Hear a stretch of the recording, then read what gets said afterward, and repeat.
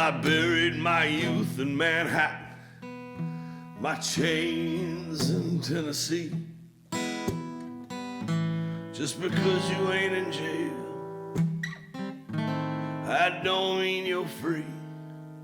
Now the road's in smoke behind me, and I'm looking at the stars for a sign.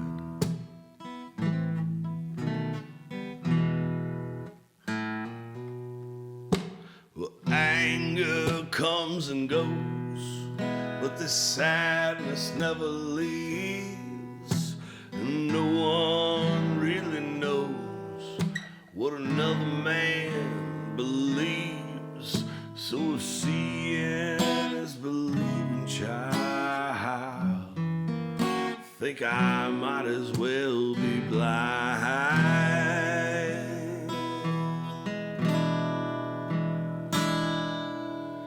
'Cause these troubled times have gotten me pacing the floor. No matter where I'm looking, I gotta keep one eye on the door. Take a stop by Mary Ellen's for a shot of green chartreuse, 'cause I'm heading down to Clarksdale for an appointment with the last king of the blues.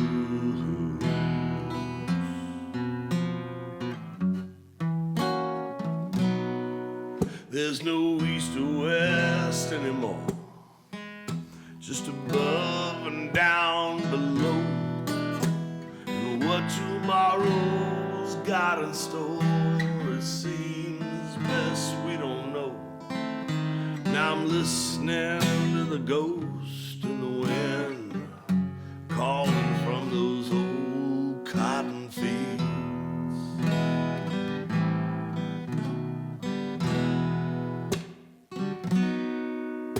They're singing for a beauty, it's a longing for a peace, still hoping for that hilltop and a touch of sweet release. Yeah, it's a song of ancient wounds that even time could never heal.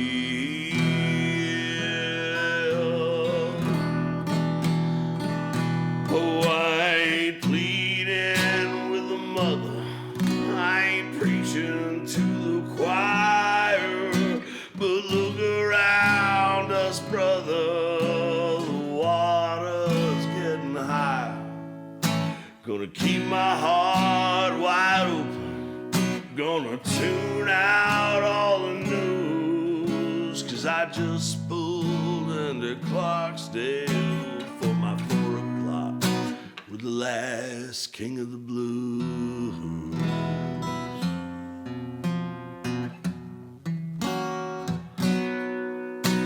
His castle is a shotgun shack, and his throne a threadbare Chesterfield.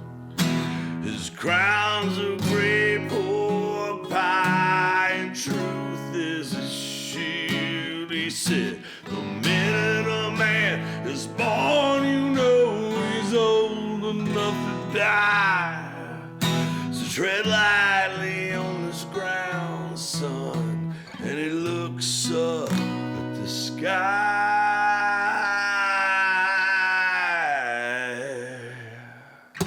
I came for some redemption for a sin I didn't choose, but when I hear him speak, I know I still got too much to lose. See, there's still miles and miles to go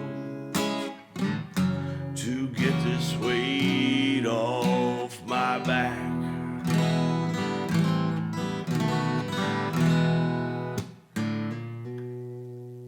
But he takes a sip, he squints an eye like I'm not the first who's asked. Smiles like some witch doctor who's rising from the past, and with a low down shaman vision just a downbeat on the track.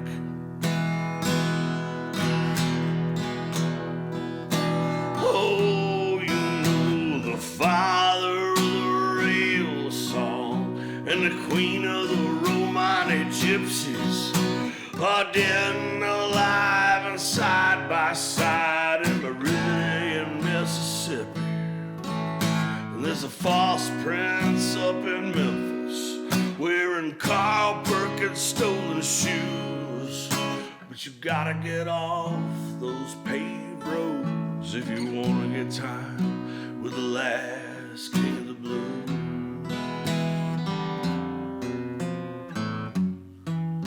The last king of the blues.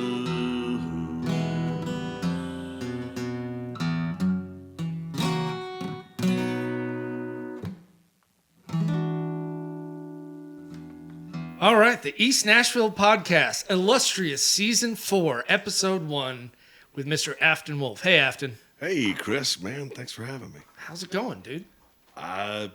Great. Busy, great. All right.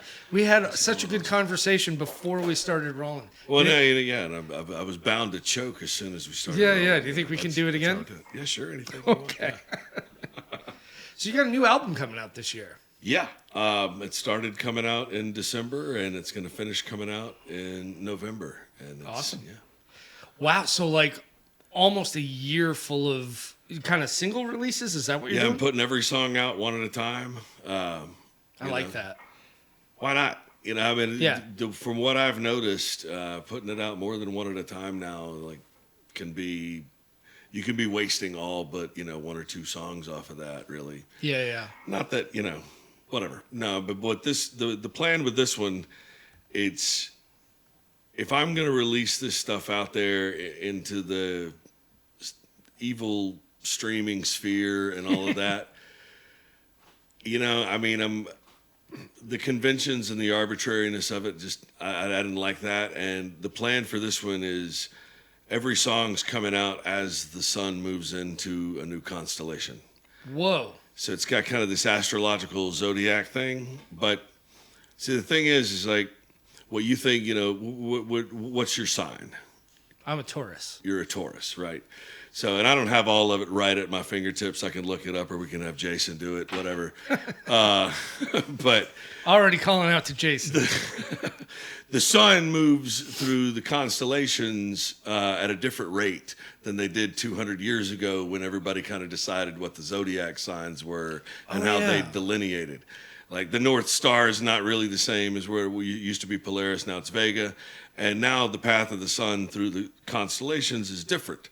So while you probably are a Taurus for social reasons, because, if you're told that you have these characteristics for decades, you're going to end up with those characteristics. But the sun is actually in Taurus at maybe a different time than your birthday, and has probably been for most of your life.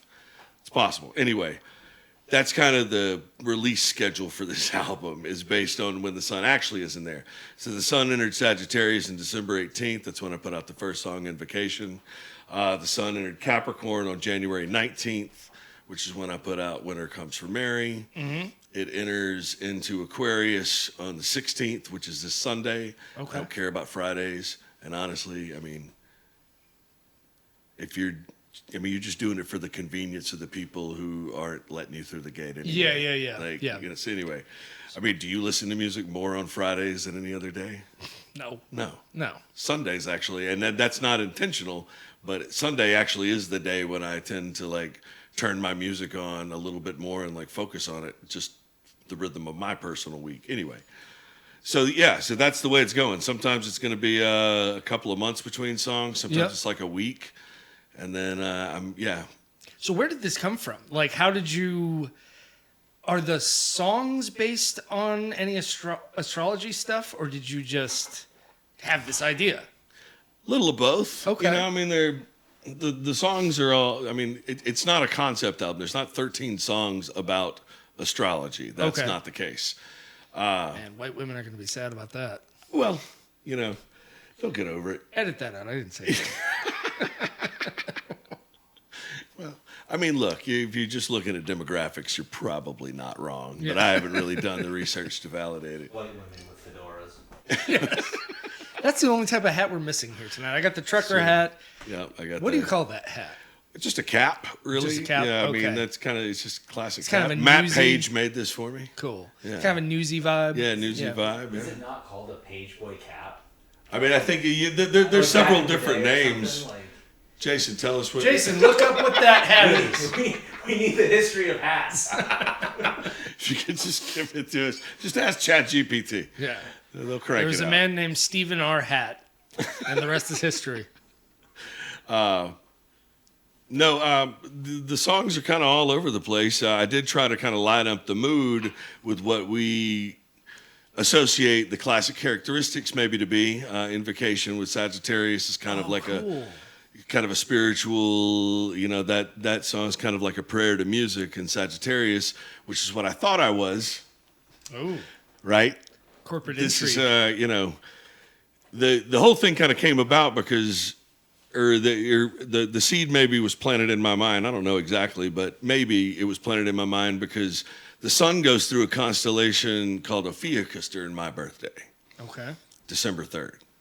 And, I don't think you have to be a white woman in a fedora to maybe be familiar with the fact that Ophiuchus is not one of your normally recognized signs. I feel like I knew that. Right.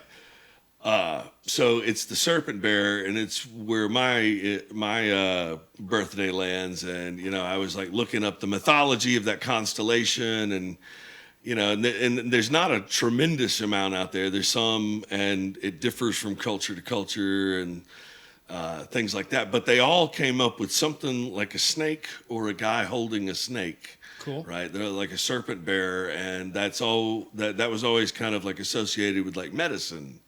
Right? Yeah, It's yeah, like snake venom medicine, So I thought that was cool, and I like wrote this song kind of like about that, prospective mythology called Ophiuchus, and then, I just kind of planned it out to where I could keep releasing music all this year, and the album's going to be called Ophiuchus. That's going to be the last song that comes out. I'm kind of releasing them in reverse orders. They're going to be on the album itself, which I'm going to do a vinyl for. Yeah, it's fun. Now, when you're thinking about releasing an album over the course of 11 months, how does that work with the writing or your intentions in terms of that? Like, did you steer towards songs that felt like singles, or are you releasing album tracks too? Yeah. No, I remember. There's an instrumental. There's a 2.5 instrumental with two time signature changes. I'm going to release it as a by itself too. There's a. All right, so it didn't. The first song is a 7-minute raga. It wasn't. cool. Well, it was 7 minutes. At the end, I cut down 15 seconds off the very end to see if maybe we could squeeze it into AAA radio. It came in at 6:45 and a tight 6:45. Tight 6:45. That's what you want. Yeah, no, I'm releasing everyone. I mean, Winter Comes for Mary. That's not really. I mean, Yeah. that's not a. It's gotten a little bit of radio play, and like the Scandinavia has. Those people are. They like a little darkness. winter. Yeah, they know winter. Yeah. They know winter. Yeah, That's cool. Like, but I mean, yeah, I mean, I'm just, but if I'm going to put them all out, which I think is a smart strategy now, just to kind of like give yourself a reason, right, to be. I mean, you do have to kind of step in front of people a little bit more if you want to share your music, right? Absolutely. It's not going to be, there's not as many ways to get in front of people's face, and there's so much going on. So you do have to like kind of stay constant with it. I personally haven't really. I don't feel like I have the leverage with the public's attention span to where I can just put out a record every 2 years and expect people to be caring. yeah. And secondly, I like doing it. I like this kind of release cycle thing where I get to talk about each song for a little while. But if I'm going to do that, if I'm not going to be the old man yelling at a cloud, only putting out records, and raising his fist to Spotify, if I'm going to do that, then I'm going to make it a part of the project. I'm not just going to like pick a Friday where I don't think I'm going to be pushed out, because here's the thing is everybody's pushed out every Friday. Yeah. There's like, somebody will tell you the numbers. I don't know what they are, but 14 billion songs coming out every Friday, like, who cares? Yeah, right? yeah. So make it a part of the project. That way when the archaeologists find it from some other planet in 8 years when we've blown up the world, like at least they're like, okay, this makes sense. Yeah. Or this guy had like some kind of, So how did that work in terms of recording? Did you record this stuff all at once, or did you? I'm not finished recording it. Oh, okay. So this is where I'm going with well, this. that made that part easier too, right? I could start releasing it. You can have a plan. Holy shit! So how do you know how the continuity is going to work? Well, I mean, I've obviously given this some thought, and I don't know if the continuity is going to work. I don't know if it's going to work for everybody. I mean, I find songs. Sure. And is it all? It's all written though. Yeah. Okay, it's all written. Yeah, but it's not yet all recorded. It's not. Well, we're real close now, but we've been going since October. Yeah. That's super cool. Like, I appreciate that philosophy of betting on yourself. Like, if you start something, you have to finish it. Right. That's the way I get things done. Is I set myself deadlines. And sometimes I spread myself thin or whatever, but it keeps me moving. It keeps me in motion. I mean, I think it's like Jazzy Jeff. I saw a little video of the other week that was like die empty. Like, don't leave anything in your creative life inside. And I'm in no danger of that. So, Well, that's how me and Phil did season 3 of this podcast. We knocked it all out in one night. Great episode. Yeah, we're very it's like a player coach in episode season. Exactly. Yeah. Cheers, brother. Yeah. Cheers, man. Man, this is tasty. Can we talk about I'm going to call it iconic. I don't give a shit. I'm going to call it iconic. Love it. That iconic photo of you, me, John Latham, Chip Green and Joe Wolfe. Mazarus. Yeah. Yeah, no, that's a great one. Oh, man. That thing gives me life. Yeah, please make sure that pops up here like this. Yeah. I'll probably use it as the kind of poster of this episode. Oh, yeah. That was, it's always talked about on this podcast is like the 5 spot is the clubhouse. Wow. And that was one of those nights where everybody was there. Yep. And we just all happened to be in this corner of the bar. I don't even remember who took that picture. I don't either. It wasn't a selfie because No. I mean, it was, it's framed. It was probably, somebody's, just somebody else that should have been in that picture. Yeah, exactly. The 5 spot's my favorite. Todd was my first sound guy when I moved to town. Yeah.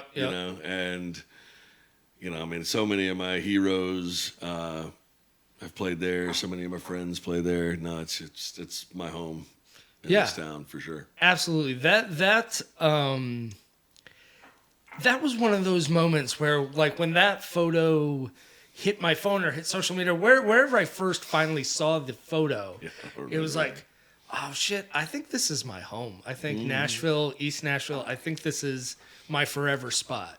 I mean, it's an outpost, right? I tell people this all the time because, like, it's easy to get down on Nashville sometimes. Sure. And I totally get where people are coming from. They get down on it. One, I just don't like getting down on anything, that I can literally change myself. But 2, like, you just got to appreciate Nashville for what it is. And it's an outpost, right? In the spirit world, in the song world, in the place where we find the beauty in the art. This is where people come to trade it, not where people come to find it. You're not going to get it out of the river or dig it out. If there was any there, it's been gone for a long time. But people bring it from all over the place. Yeah. And it's so amazing, But if you understand that that's what it is, then you can find where you want to be in that bazaar, in that open air market, and you can find something you really like, and you'll find a group of people that you connect with, and it's amazing. It's so funny. Like, do you ever, once in a while, go into the 5 spot or the Underdog, a place like that, and I'm like, who the hell are these people? And then you realize there's a bunch of people. There's a lot of clicks. Yeah. Oh no, there's a lot of clicks. There's a lot of people.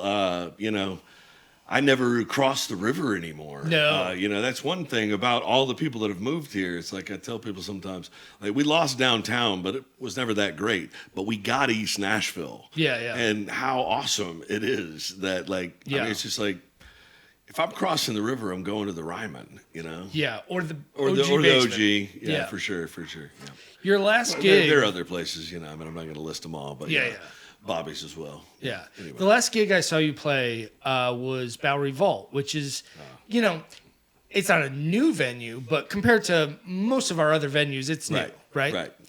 And yeah, that was such a great night, and I thought the sound was fantastic. Like, you really thrived. It's Place is a special place. Yeah. Man. That place is a really special place, and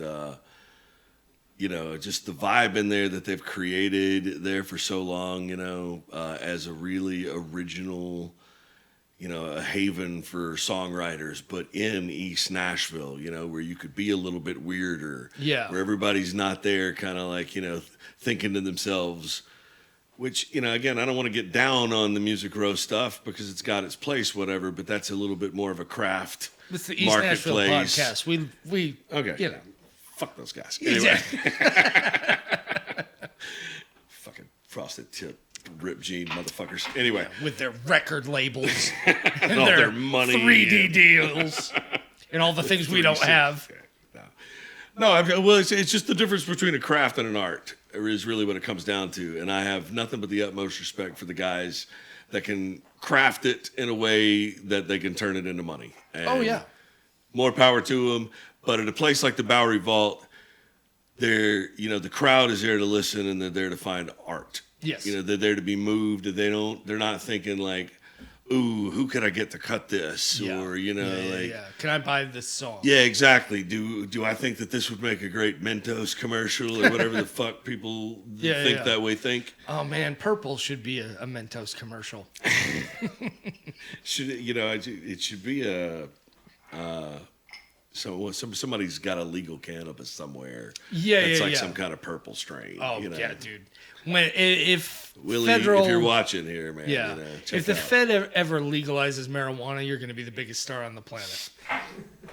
Especially once Willie Nelson's gone. Yeah, I don't think that's. You're I next don't really in think line. that's my lane. It's I'm a not great going to be song, the though. heir to the Snoop Dogg throne off of. come on, dude. Off of So Purple. You could really help me out. And be like, remember that time I had Afton on the podcast? I need an endorsement deal from You somebody. made that sound so good with your mastering. I'm excited for you to hear what Jack Vanoy and Brian Brown did with that song. It's really cool, and that's coming out March 28th.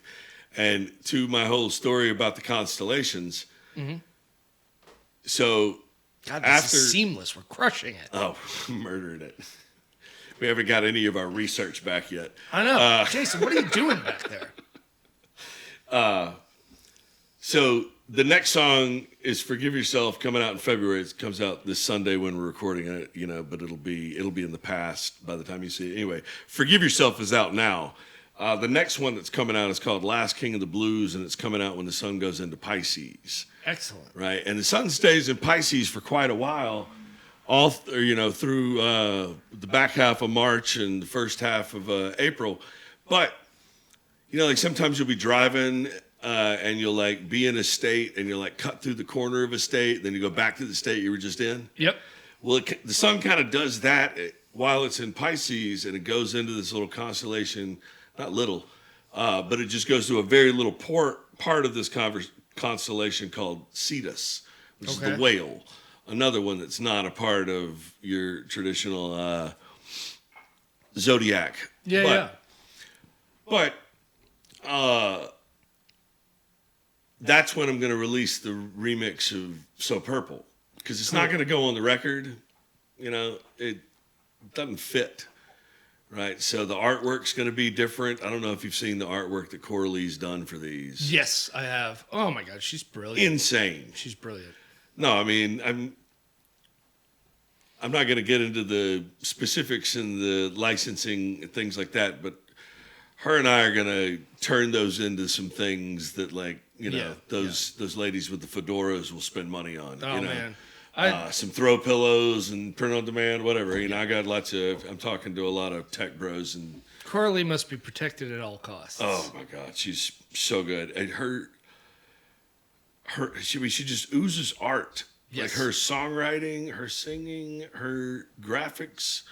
That album cover she did for Slow Force just before I started working with her. Yeah.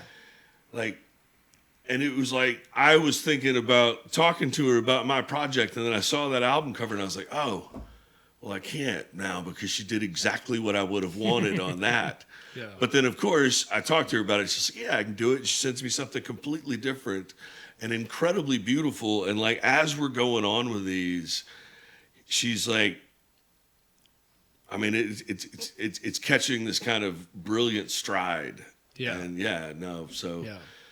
And that's The Last King of the Blues, right? If you look at that one, the song's all about Mississippi and the blues, and it's got this old feel, which is funny because Rockley wrote it mostly, and kind of gave it to me, and I like tweaked it a little bit, but it was, he brought it. Him and John Highwell, who I've never met, they had formed a lot of that song when they got it to me, and no offense to Rockley, but I kind of proofread it for Mississippiism.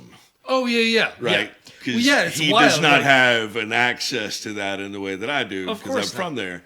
You're from Mississippi. And he's from Georgia, the country. The country. Not Georgia, the state. Not the state. And we wouldn't let somebody from Georgia, the state, write a song about Clarksdale by themselves. Is that where you're from? Is Clarksdale? Well, my grandparents and my parents were from Greenville, which is about a half an hour away. Yeah. It's up there in the Delta, too. Totally. I grew up in Meridian for a little while, and then the bulk of my later formative years in Hattiesburg and Petal, Mississippi. For sure. Which is about an hour and a half north of New Orleans there in South Mississippi. But yeah, I spent a lot of time in the Delta and still go back all the time. Cool. I like to go to Clarksdale. See, now that is a place that's a portal. Not a marketplace. Yeah. Right? There are some people that go there to trade it, but they're only going there to trade it because they don't want to leave how awesome the access to the songs are. Yeah. They want to try to just make their own little garden right there in the, in the meadow. There was this weekend where I just had it with Nashville. Sure. Because sometimes... you hear one too many fucking whiskey and pickup truck songs. And you're just like, I gotta get out of here. See, I don't. I just never go where I'm in danger of hearing that. Like I said, I don't cross the river. I just don't. I hate to tell you, but we have some whiskey and pickup truck riders here in the East. Well, I have been successful in avoiding them for the most part. Cheers to you, brother. Yeah. I escaped to Clarksdale one weekend. And there's this little guitar shop downtown. Yeah. I'm sure you probably know what it's called. I don't know what it's called. I can't remember the name of it right now. I know Deke Harp's harmonica store that has a couple of guitars in it, but I know the other place that you're talking about is near Bluesberry, but I can't remember.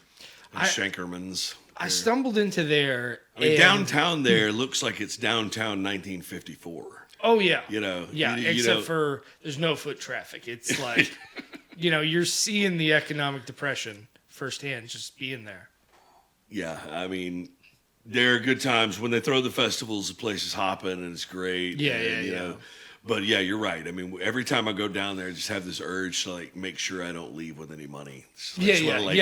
Leave it all. Please take it. Yeah. I don't deserve it. You guys do. Yeah. I'll figure it out when I get back to Nashville. Yeah. I was just enjoying being there. I went into this guitar shop, and they had. I want to say it was either a Joe Pass or a Pat Martino signature Gibson. Sure. On the wall that somebody had. Just hanging. Yeah, exactly. It'd been there for years. It was, some poor guy had passed away and his family had put it on consignment there. And I'm sitting and playing and, it's one of those lesson guitar shops. So one of the teachers comes out between his lessons. He's like, "Oh, you're a jazz player, aren't you?" And I was like, depending on who you ask. He just wanted you to make sure he knew you weren't a blues man. Oh, no, it was very kind. But yeah, I think blues purists and jazz purists have that vibing out in common. Yeah. But no, he sat down and he's like, oh, I don't have another lesson for like 20 minutes. Can I jam with you? And we sit down and he's like, show me something clever to play over the blues. And it was super fun. I showed him, one of my dumbass licks. Sure. And, just sitting there playing the blues in Clarksdale Mississippi. with a guy that learned to play the blues from his grandfather. Right. Like, On a porch. exactly. Probably a 3-string guitar. I know. And it was one of those great Did moments. you stay in the shack up? Where did I stay? No, I stayed in like the fucking Hyatt or something, like a day man. bag.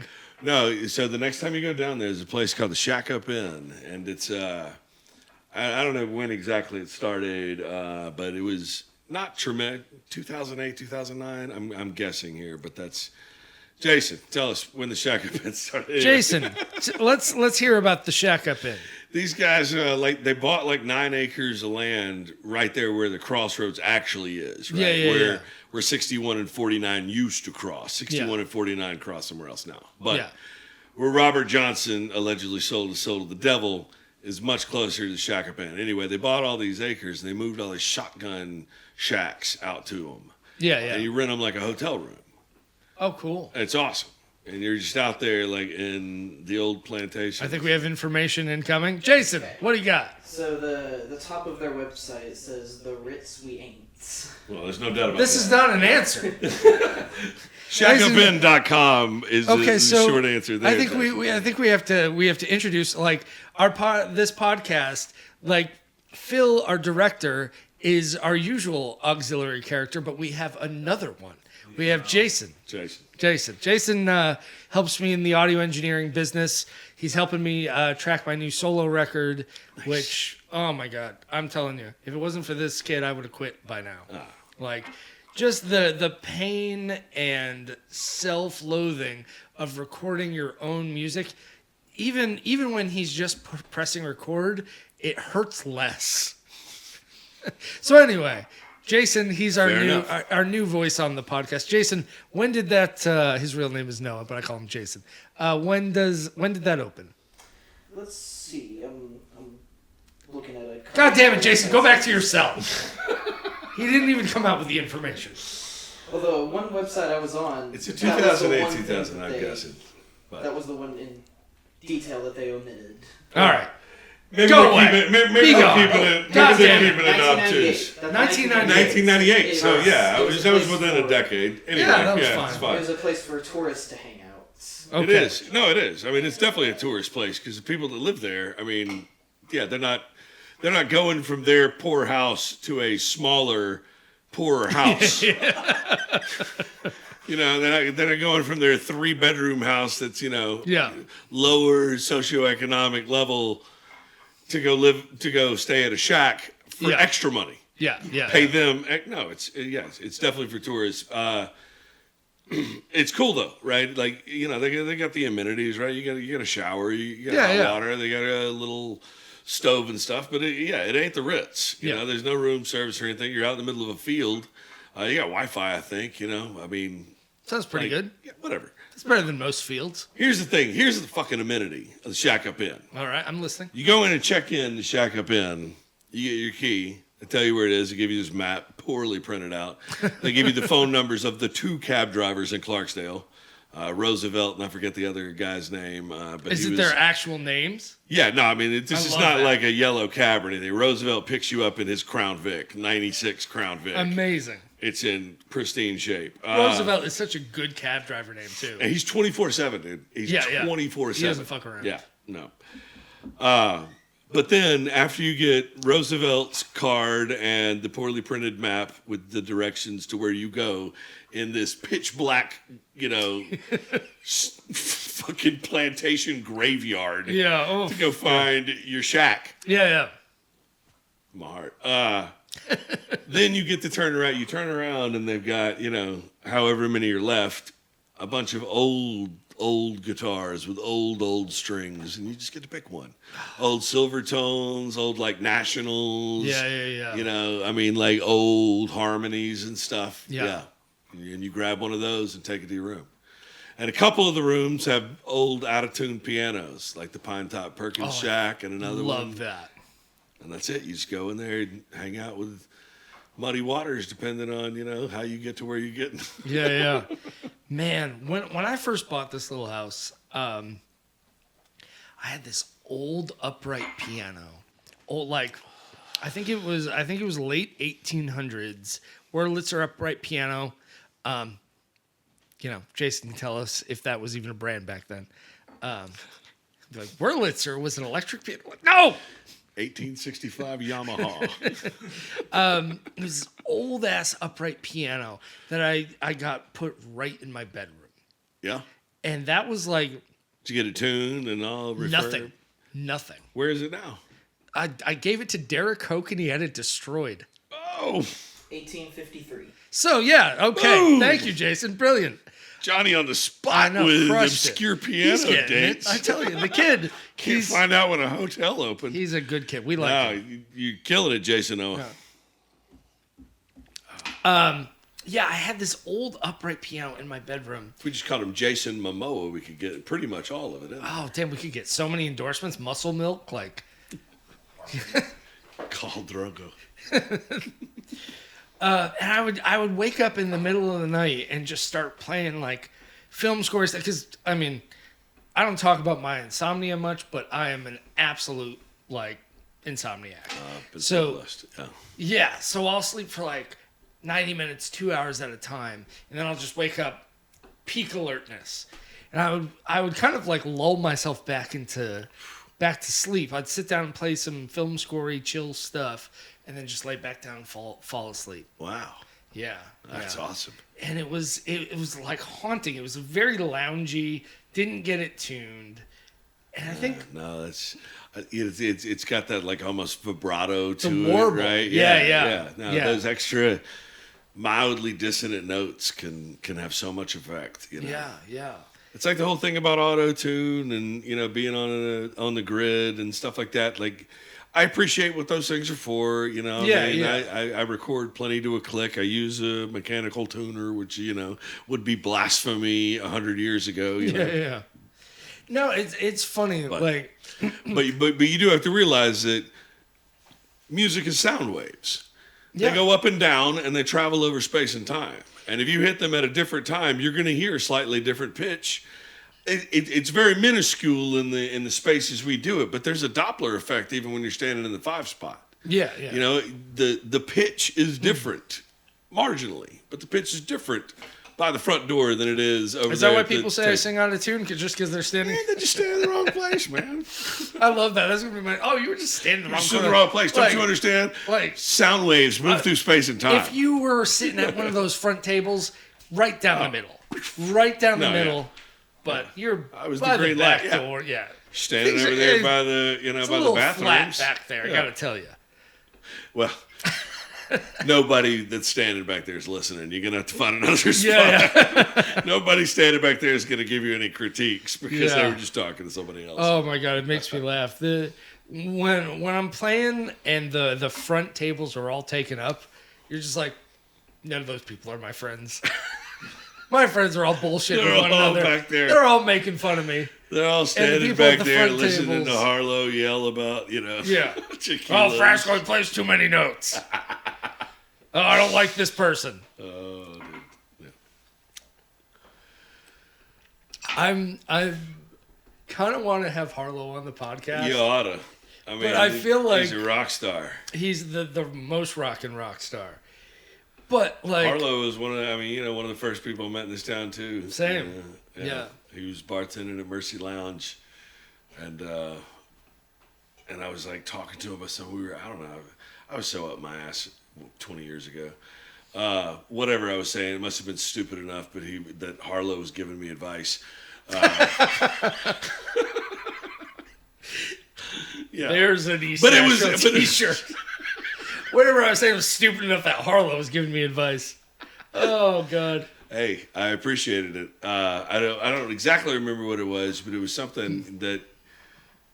No, I do remember what it was. He was like, just write a fucking rock song. Just play an E chord. If you can't write a rock song after ringing on an E chord, then stop fucking writing songs. It was something along those lines. Yeah.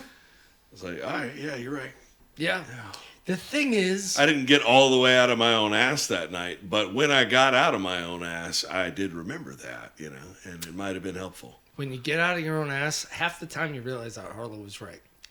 It's one of my closest friends. There's another shirt. Yeah. He gives me equal parts great advice and like, shut the fuck up, man. Yeah, well, yeah. I knew we'd end up talking shit. I love this. Love it. No, this is fun. Fucking beautiful, man. Yeah, dude. We're so blessed here. We have so many great characters. I would never say it about somebody that I didn't truly love. And That's Harlow exactly would right. know that, yeah. Love that dude. One of my closest friends. And at every turn, he always has my best interests in mind. Oh, absolutely. No. I overuse this term, but Harlow fits it well. He is a good faith operator. Yes. Yeah, he's never been out to screw anybody. Yeah. No. He's just Harlow. Yeah, man. Yeah. So how long have you been here in East? Like, when did you... In East? Or, I mean, in Nashville in I general. moved to Nashville in 2003. Okay. You didn't. I mean, not many people spent a lot of time in East then. No. It was a different place. You'd find yourself over here occasionally. I think the 5 Spot came around shortly after I got here, and I would show up over there. I would go to French Quarter Cafe occasionally, Yep. 5 Points to go to Low Bar. Low Bar, yeah. Yeah, before it was Three Crow. And then when it was Three Crow. Slow Bar. Sorry. Now, Yep. Now they just opened Low Bar. Low Bar. Yep. Mike Grimes, beautiful. Shout out to place. Grimy. Yeah, We love that guy. No, yeah, I just went the first time a few nights ago. It was great. Slow Bar, sorry. Slow Bar. Which that turned into basement, right? So there's still like a connection there, right? Oh yeah. Yeah. I think Low Bar may have even inhabited the 5 Spot building for a split second. I'm not sure. Yeah. I know I don't think that's even something that Jason could find for us. No, that's ancient history. That's you'd have to find that. You'd have to dig deep through the MySpace files. And you have to get a Michael lot Schellenberger of on drunken that. stories fact absolutely. checked. Yeah, you'd have to do like an intensive documentary about some of the most irrelevant shit ever. No, but yeah, I mean, played the end, exit end, and Springwater, but it was all West Nashville stuff. Yeah. Gotcha. But when I was here earlier, the band I had, the Relief Effort, it was kind of more of like a punk post grunge. I mean, it was more of a rocking thing, And I moved away in 2013 and came back in 2017. Okay. And so I would say the last couple of years I was here, 2010 through 2013, I was spending most of my time in East Nashville. I was still working downtown. Yep. I was managing the brew house downtown. Gotcha. But I was spending most of my time in East Nashville back then. And then I had to move away because I went to grad school and I was working downtown, and downtown was already starting to devolve into just like this. It's a cartoon. When they started putting the cages on the sidewalks to keep the tourists from just like literally spilling in the streets, when you couldn't park on the streets anymore, and they started to put the actual like barricades on the sidewalk. That was like it was too much for me. I had to go. The last time I hung out on Broadway on the regular, you could parallel park. There was meters. Oh, yeah. There was meters on Broadway. You could parallel park. Yeah. Which But nobody in Nashville knew how to again, do. that's what I'm saying. Is like you could park on the street most places in East Nashville, Madison. Yeah. Shout out to D's. And the last time downtown was even tolerable, you could do it there, and that doesn't compare to what we have over here now. No. Like, I'm willing to sacrifice that to the tourists. I'm sure they're using that tax money to get some great computers for kids or whatever. I don't have kids. I should probably get a refund, but whatever. It's fine. I'm willing to sacrifice downtown to trade for East Nashville. So yeah. So worth it. I mean, sometimes it's really nice when the tourists find their way into our little ecosystem, and other times it is not. There was a Blue Monday where Salt of the Earth, one of the greatest guitar players on earth, Pat Sweeney, does Blue Mondays every Monday. I'm well aware. Yeah. Oh, I know. I'm just saying it for the sake of saying it out loud. Totally. No, yeah. Plug Patrick Sweeney. And Oh my God, and, Pat Sweeney. Tiger Beats. Tiger Beats. I love that guy. He's amazing. Love that guy, and he's one of the most versatile guitar players. His voice comes from another friggin' dimension. Pure pro. Yeah. Such a great performer. And there's a bunch of tourists. It was one Blue Monday. There's a bunch of tourists yelling like dickhead requests. Like, play some Stevie Ray Vaughan. It's like, do you not understand we were playing the people that inspired Stevie Ray Vaughan? No, well, Play some Johnny Lang. Like, really? Play some Kenny Wayne Shepherd. Like, no. Patrick's a pro. He knows how to navigate it all. He's, Oh, you know, yeah. and that's the thing about a guy like that. You know, that's what's great about Patrick is, one, it's a Monday. You're at the 5 spot. Like, you're gonna get what you're gonna get. Yeah. Right? Yeah. You know. It's 6:30. Yeah. Yeah. I'm not going to go any further than that. But, two, Patrick's the kind of pro that, like, if they ask him for Johnny Lang, he'll give them something that they want more.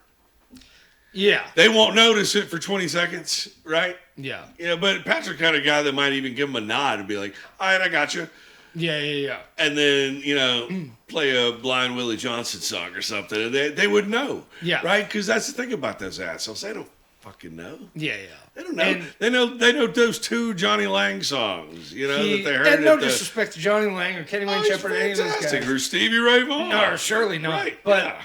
my God, it was artful. The way he was just like, this is what we do here. He presented it very calmly, and then people kept yelling requests, and he just very subtly, very calmly, very masterfully just turned the room against them. Oh, yeah. And it was like, we were all just like, do you not hear how good this is? Exactly. This is so great. Just let them That's do what they that's exactly what do. I'm saying. Is like, let him, you know, Yeah. Patrick's not going to lose it. He's just, No. you know, he's going to give him a nod and be like, all right, you know, Yeah. if you like Johnny Lang, I think you'll enjoy this. You'll enjoy this. Yeah. Yeah, And totally. he's right. Always. If he's doing it, you're going to enjoy it. Yeah. I've never known Pat Sweeney to Again, be no wrong. offense to Johnny Lang, but if Johnny Lang was playing Monday night across the river for $10, I'd go see Patrick Sweeney. 100%. Every time. All right, what else do we have to talk about? We talked about your album. Gary Sinise. Oh, Gary I Sinise. saw Gary Sinise today at the Rainforest Cafe. This is awesome. This is I our didn't talk first to him. celebrity mention on these Nashville podcasts. I've heard he's a sweetheart. I only know. I mean, I was thinking all the movies. I know I've seen him in probably 100, but I don't have the names of any of them except Forrest Gump and The Quick and the Dead.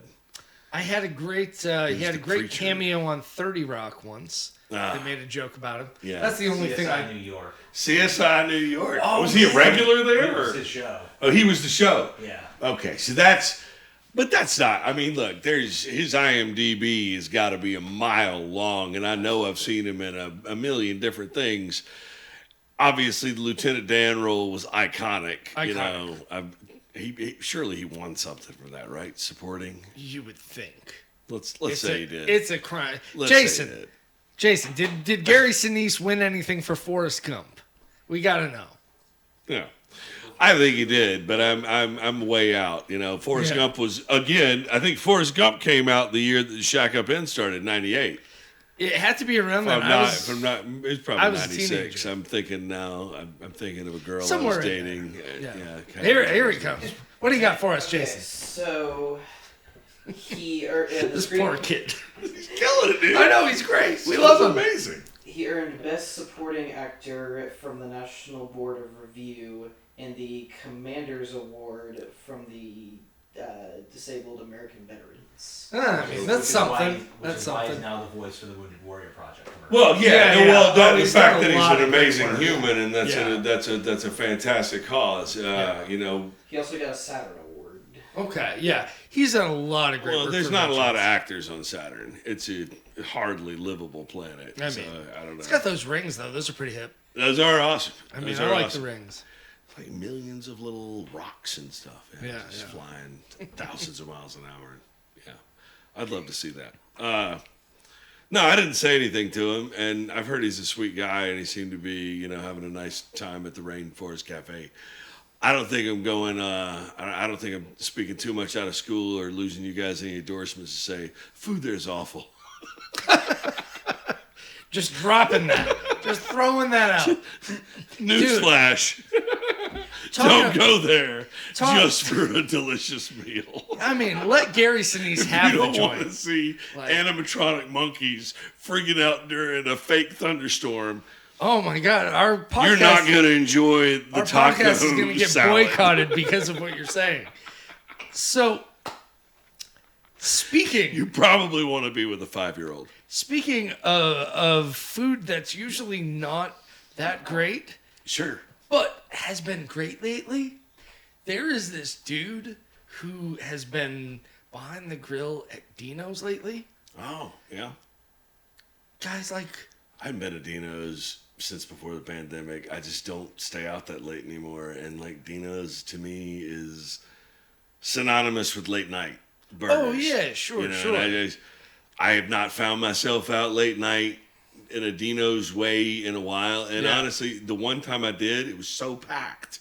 Sometimes, yeah, especially when Which it's is cold awesome. out. I mean, it's an awesome spot. It's an iconic spot. It makes me glad that they're not, that they're in no danger of doing anything, being forced to do anything they don't want to do. Yeah. I don't want to, I don't want to curse anything or knock on wood or whatever. Well, but I mean, who's gonna want that building? Like, what else? What else are you gonna do there? dude, are you kidding me? I mean, no, I'm not saying that you knock on wood, Oh, damn, motherfucker. you're right, Jesus, you're what right, are you you're right, talking you're about, right, you're man? right. Okay, no. You literally did what I said I was trying not to do. Oh, damn it. Yeah. No, Dino's is not going to have to do anything they don't want to do because they're selling plenty of beer and burgers there. Oh, man. I just haven't made it by. Everybody there, when I was waiting for 20 minutes to go inside, everybody there was so young and beautiful. I was like, they get it. Young and beautiful people drinking PBR, eating delicious burgers. Yeah. At 2 a.m, it's passed me by. That's Yeah. fine. Things Yeah. pass you by. Attractive forces come and go. I'm glad they're there, but I hadn't been there in a minute. But Yeah. Well, I'm How's fine with it. I'm fine with it. but it's picking up, is what you're saying? Well, I'm the ugly, grizzled guy who's sitting at the bar among all the young, pretty people. Yeah, well, And there is this somebody else will take your space if you're not enjoying the food. exactly. There's this young gentleman who has started Somebody will prefer that. working the grill, and I'm telling you, when he's there, Yeah. it's crazy good all of a sudden. Well, I'll bet you he's a really good musician. There's That a craft. too. It's that craft. Yeah. Like people that do that craft. I've been in the restaurant business a long time, and yeah, the great cooks a lot of times have another craft that they're really great at. Oh, too, sure. This might be our first 3-hour episode. You and I could go all night. I could do this all night. Yeah, man. really. This is chop this it is up great. however you need to. Yeah. It's fine. I don't think I've confessed to any of my federal crimes yet, so as Yeah, long as for we keep real. it off of that, we're fine. Always just say allegedly. Allegedly, yeah. Purportedly. So, grew up in Mississippi, See. found your way to Nashville. Where did you move away for grad school? I missed that part. Washington State, actually. Really? Yeah, Spokane, which is Okay. basically Idaho. But Yeah, that is. It was great. I loved it. Yeah? I mean, there's nobody there, and No. everything. All the cities are so far away from each other. Yeah. But the city itself was amazing. Yeah. It was just big enough to get Book of Mormon. Yeah. Legit Book of Mormon. But only one interstate going through the entire thing. So it was nice. It was Cool. nice. And it's also in this rain shadow, or the weather shadow they call it, I think. Okay. Right. The Cascades are to the west and the Rockies are to the east. You know so much about the planet and the stars, man. Well, I flirted with studying astronomy as an undergrad. I ended up with a minor in physics when I got into the stuff that required differential equations. I was like, See, that's where I would have thrived. well, there you go. Then you should do that. Let me recommend. Imagine that tomorrow. I'm like, Afton, Dude, you know what? I'm gonna be an astronomer. I'm going into physics. Hey, you know, I love it. I love the idea. I would love to go out there and see it. I love the concept of infinity and the universe. And there's so much out there, right? You know, I mean, and we as artists, we are discoverers. Yeah. Right? We want to find the unknown. You know? The universe and the brain are kind of the two big unknowns. That's why, you know, like my degree ended up being philosophy with a minor in neuroscience and a minor in physics. Because I just wanted to read cool books, you know. I mean, I wanted to find the things that smart people couldn't find. I can't. You know, I gave up on that. I turned them into minors, and I got the hell out of college. It was a scam, you know. And I went to grad school because I was pot committed. Whatever. But it's all, you know. It's useful now to like apply to the art, which is my sacred calling. Yes. To be able to be analytical about it and to think about the infinite, and you know, to think analytically and critically, but also imaginatively, you know. Yeah.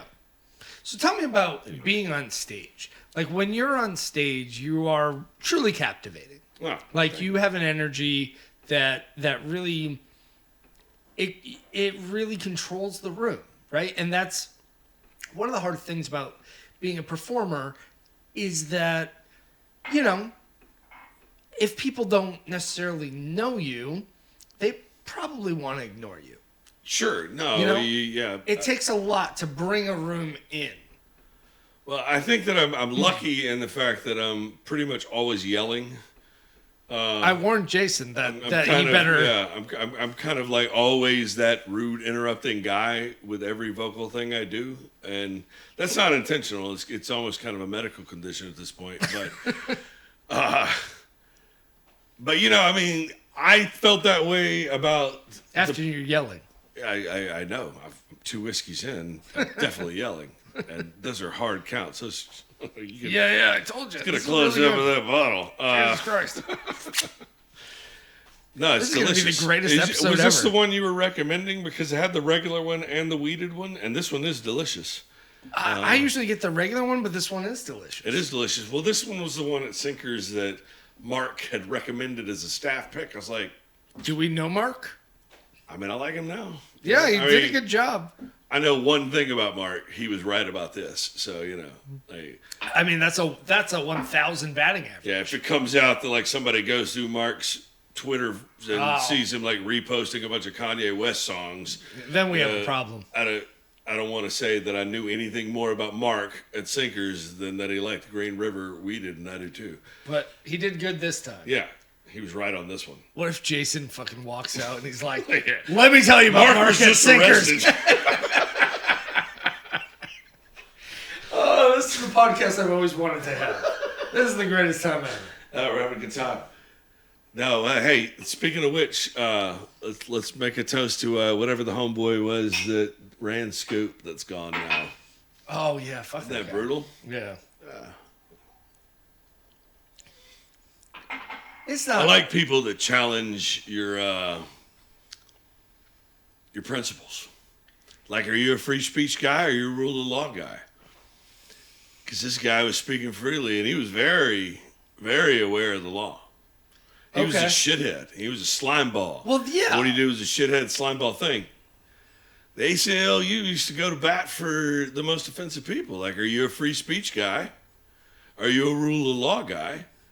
I'm out of my depth. You're a fucking lawyer. No, I mean, I'm not saying that I have any kind of definite opinion on it, you know? Like, I'm on the edge. Yeah. But I kind of appreciate people that push me to that edge. You know, as a philosopher, right? As a discoverer, I want to find where my edge is constantly. Being comfortable. What I didn't like about it. Nobody's gonna care that you were comfortable. Like, it was definitely uncomfortable. Nashville, especially downtown Nashville, not the and greater... look, he could have gotten me several times and he didn't, and I would have felt very different had he gotten you. If I'd have been tagged on Instagram one morning, which could have happened. We invite the world here to act a fool, right? We invite the world here to have an adult playground and drink and party. And the thing about Scoop Nashville that it always struck me as unfair is that when you're embarrassing somebody who got in trouble on Broadway, Right. No, you're catching somebody, but here's the thing is, you invited Cops. them to do this. the cops, and then the other one that Dick Shap kid, it's on Court TV. I forget who does it. He's like some sport. He used to be like a sports announcer, but Live PD. Okay. Huge ratings. Huge ratings. Yeah, yeah. And they did the same thing. They Yeah. made a lot more money than Scoop did off of it. Yeah. Exploiting people's worst day of their life. Oh, yeah. And No, everybody... there's no doubt. It's awful. Yeah. Everybody Here's wants what to I say, think, oh, though. this douchebag. But it's like... Here's what I think, right? Like, the most important thing in this world that you can do, right, to like grow your spirit is forgive. Yes. Forgive yourself, forgive other people. And that challenges that in so many different ways, Yeah, yeah. right? First of all, stop watching Cops and Live PD and unsubscribe from Scoop. Yeah, yeah. If you know it's disgusting, which it is, It is. stop giving it attention. Yeah. Your attention is the most valuable and powerful thing in this universe. Absolutely. Truly is. Attention literally, this is my physics and philosophy coming out, but this is true. Attention literally changes light from a wave to a particle. Whoa. That's what quantum physics is all about, right? The Heisenberg thing, right? Yeah, yeah. The Heisenberg uncertainty principle is you can do an experiment where light acts as a particle when it splashes up against a piece of paper. But when somebody looks at it, it has all the characteristics of a wave, Yeah. like a sound wave or a wave of water, whatever. But it's all about who's paying attention to it. Yeah. And if you think that this isn't something that like people are, manipulating you and playing around with you with, Yeah. then you're out of your mind. And your attention's getting shorter and shorter. You're watching 20-second, 30-second, 10-second videos, Yeah, yeah, yeah. Like, I find myself doing it, right? I've watched all the Game of Thrones, all the Breaking Bad, but now instead of watching it again, I get on YouTube and I'm just like, I just want to Just want to see that little bit. I just want to watch What is Lalo wrong get with killed us? again, Yeah, yeah, yeah. I just want to watch Hector go into Yeah. Los Pollos Hermanos one more time. That was awesome. Like, I'll give you the dumbass phrasing of all the beautiful thing you just said. You just really, that was lovely. The dumbass version. Been reading a lot of Cat Williams lately. Anyway, go ahead. Oh, I love Cat Williams. He's the man, dude. Oh, he's so brilliant. Chris Frasco playing all the notes. What's he doing? The dumbass version is. Do you know who Jesse Isley is? He's a local musician amongst us. I mean, I'm sure that name sounds very familiar. Yeah, I'm sure we're friends on something, but yeah, Absolutely. I can't place it right. His band is so goddamn good. They are so goddamn good, and we're doing a residency within a residency for them over the next Nice. few months. That's sweet. But his band is so goddamn good. Every time I see him play, what I think is, if he was playing anywhere other than Nashville, like if he was playing Boise, Idaho, or Peoria, wherever, right? Anywhere other than Nashville, New York, or LA, this shit would be on the front page of the paper. That's how good his band is. Sure. It is shocking, Yeah. right? But what is on the front page of But the why paper is he here? is Morgan Wallen throwing a chair off a roof. And yeah, but we all that's- got to but talk so- about that. So yeah, no, absolutely. It's exactly what you're saying. Is No, that, you're absolutely right that like people are paying attention to the wrong things. They should be paying attention to Jesse Isley. Yeah. Yeah. Yeah. They should be paying attention. I mean, that's it. I mean, that's the whole point, right? Like, How many transcendent sets do we see that 4 people are paying attention to? I mean, way too many. There's no doubt about many. that. Yeah, there's way too many. That's okay. That's okay. It's not. Obviously, that it's more about making people realize that the solutions to our actual problems, our economic problems, our moral problems, our political problems, all these problems that we think we have in our lives, that the actual solution to those problems is music. Like I like that. Well, it's just true. I mean, and it's so counterintuitive, but the people that understand it, and I say music, I mean art, right? Yeah, I mean creativity, I mean creation, I mean love. For you know? us, I mean, it's music, but in the yeah, greater exactly, world, yes, right, yes, exactly. yes. But it is a solution, and it is the place where we connect without considering any of these other arbitrary, superficial differences, systemic things, you know, all these things. They don't mean anything when you're experiencing real connection with the universe, which is achieved only through psychedelics, long practicing meditation, sex with love, nature, and art. Those are the 5 ways to lose your ego and connect with the universe. Money isn't on that list. No. You know? No. Voting isn't on that list. No. You know? Giving more power to a bureaucracy or whatever is not on that list. Those are the 5 ways. Playing self-indulgent guitar on that list, please? Can you just do me a favor? No, you know, I mean, music, man, art, creating art. You know, being on stage is the ultimate of it. But, you know, being in a state of meditation and finding a song, that's also, that's how you do it.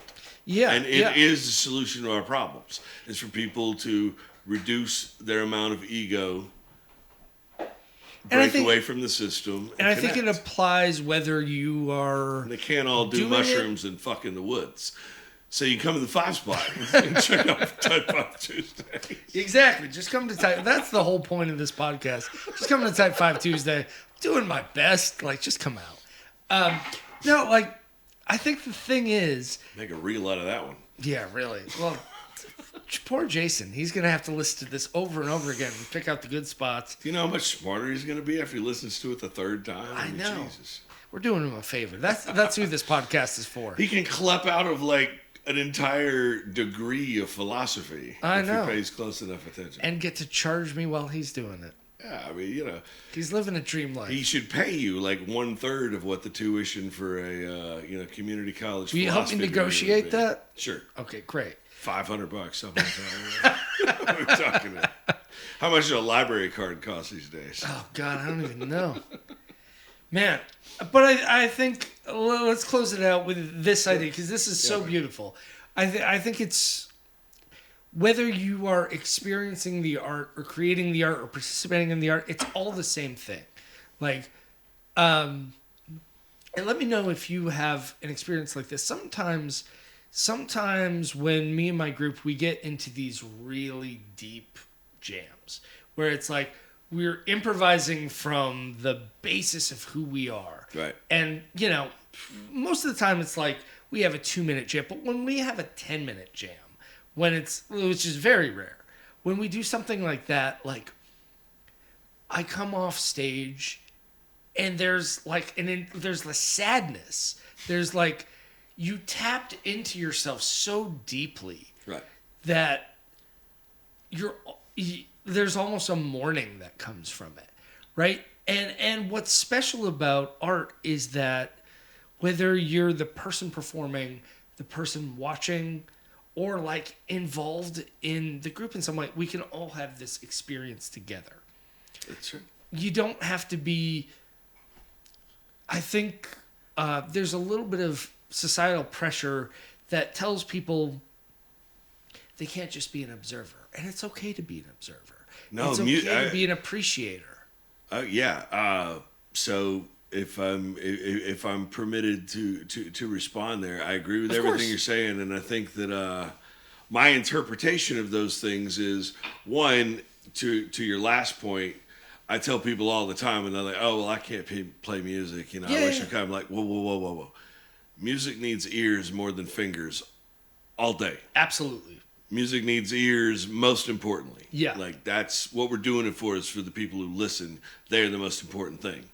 My favorite thing is connecting with the guys I'm playing with. My second favorite thing is connecting with the ears, but the ears are more valuable.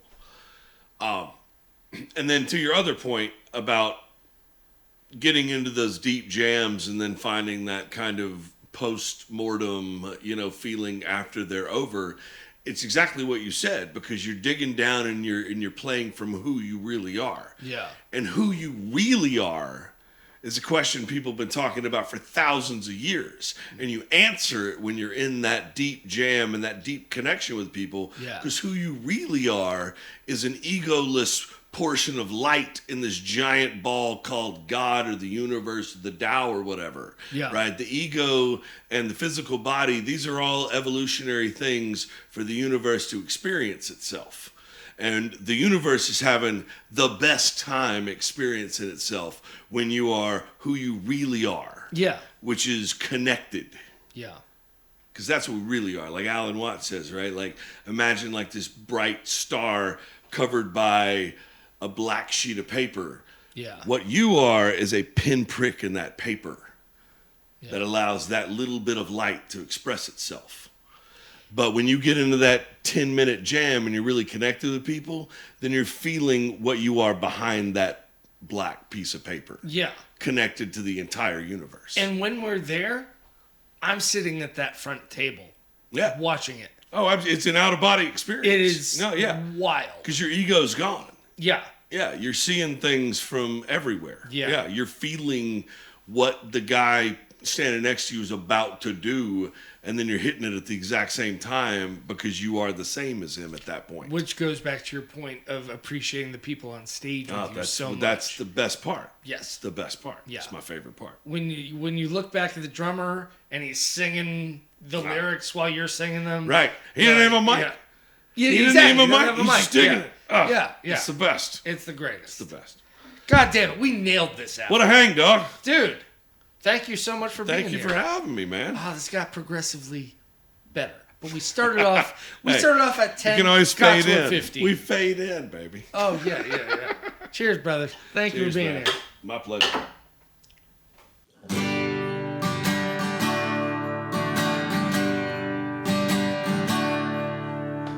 I've been rock bottom for more than a couple of wonderful women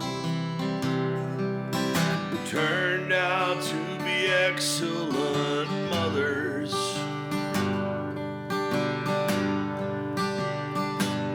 And I was certainly holding the wheel on some bad road.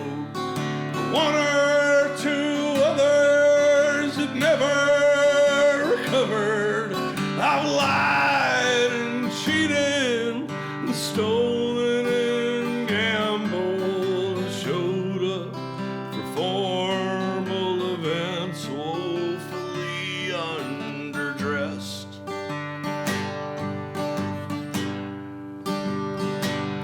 And on several occasions of utmost import, I must confess I'm not doing my best, but I deserve to be forgiven.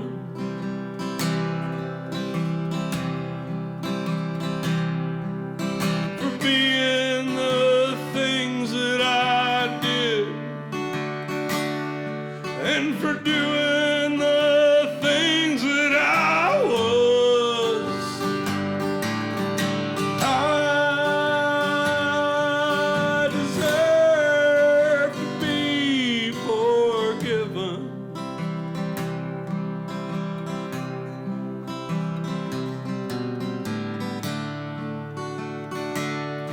And if I don't, then nobody does.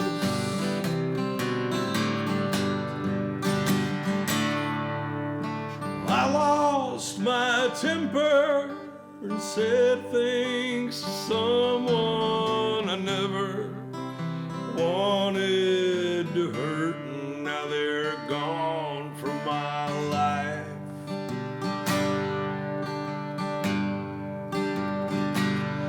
And though I know I've been blessed and I try to be grateful, I still left Mexico without my sweet wife. And I still can't find Larry's knife. But I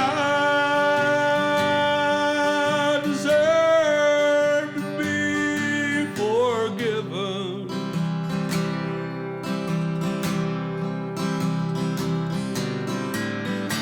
Even by the judge and the district attorneys, and even by all of my exes. I deserve to be forgiven.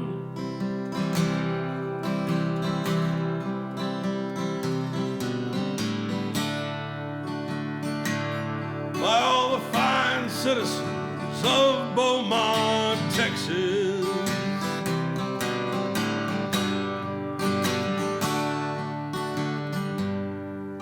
I also deserve to be forgiven for rhyming X's with Texas in a song that I played in the East Nashville podcast.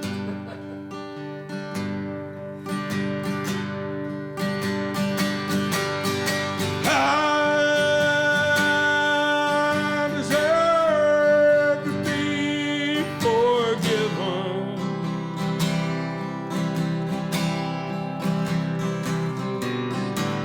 For telling the lies that I told, and for smoking the things that I spoke. I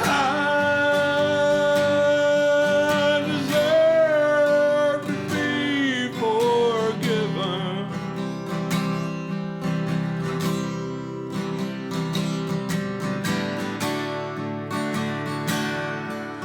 For every heart that I broke,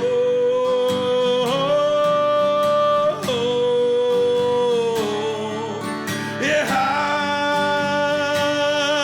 I deserve to be forgiven.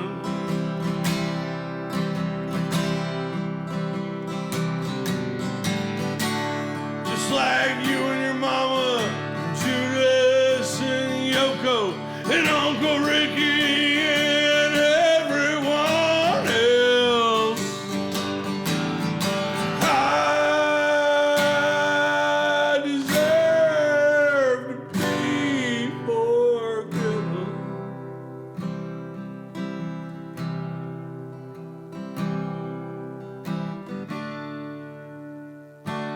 So forgive